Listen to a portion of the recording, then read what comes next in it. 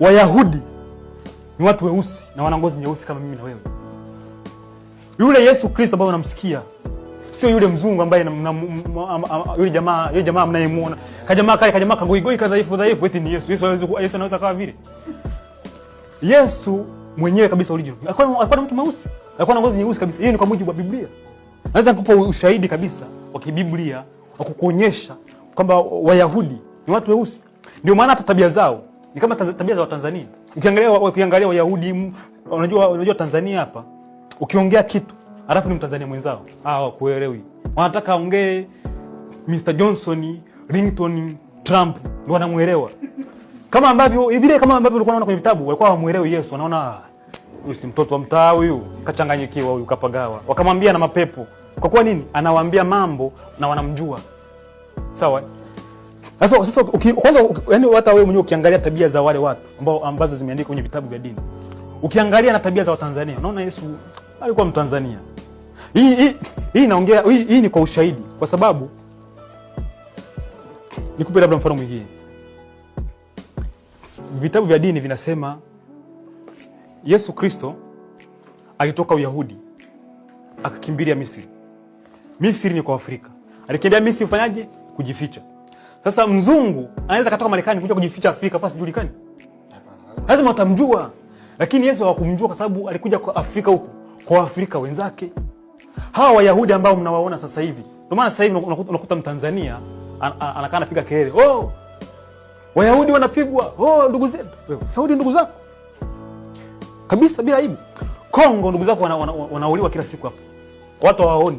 Kila siku watu wanapiga magoti, wanaiombea Israeli na Palestina. Kongo pale. Hakuna mtu mwenye muda nao. Kwa kuwa nini? Waafrika ndio tabia zao. Haonaga tabia ya kuheshimu vitu vyao. Mpaka aongee Johnson, Trump, wa Birmingham ndiye wanamuelewa. Ukiongea wewe Muhaya wa Bukoba au Mnyakyusa wa wapi? Wa Mbeya.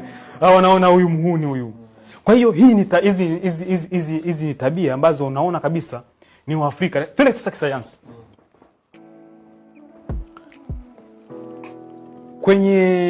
Kwenye maandiko haya matakatifu kuna mtu alizaliwa anaitwa Ishmaeli. Ya. Huyu mtu alikuwa na rangi tofauti na watu wengine. Na kwa historia kwamba ni yeye aliyeenda kaanzisha taifa la Kiarabu. Sawa? Sasa haiwezekani mzungu akazaa mtu mwenye rangi nyingine. Hiyo jeuri anayo Mwafrika peke yake. Yaani wewe Mwafrika hapo unaweza ukazaa mzungu ukiamua. Lakini mzungu hauwezi kuzaa Mwafrika. Ndio maana hawa kina Ibrahim na wasoma kwenye vitabu, wale walikuwa ni watu weusi kama sisi. Ndio maana wakaweza kuzaa Mwarabu. Kwani sisi Waafrika tunazaa wazungu? Si wapo ndugu zetu ambao wana albinism? Wale si wazungu. Wale ni wazungu kabisa kamili. Kwa hiyo wewe Mwafrika hapa una mzungu ndani yako. Lakini mzungu hana Mwafrika ndani yake. Sema wanachokifanya wale jamani wajanja sana. Kitu cha kwako wanakidhoofisha.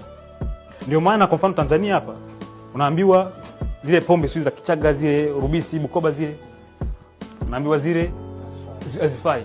Inayofaa Jack Daniel. Nyingine mimi hata mambo bosi ajui yani. Unaambiwa zile ndo hazina shida. Huni. Kwa sababu kwa nini turuhusu hizi ambazo zinatoka nje? Ambazo kwanza zimekuwa zina athari kubwa kwa figo. Watu sasa hivi wana matatizo ya figo. Sababu kubwa ni kunywa hizi pombe. Sasa kwa nini tusiboreshe na sisi vitu vyetu hivi?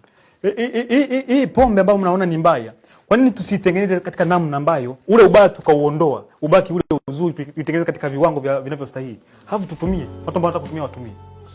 Kuliko hizi ambazo zinatoka nje, hizi ambazo hatujui zimetengenezwa wapi. Katengeneza nani? Kwa kusudi gani?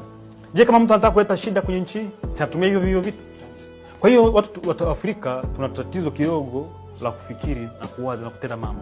Sawa, Dr. Kwa kumalizia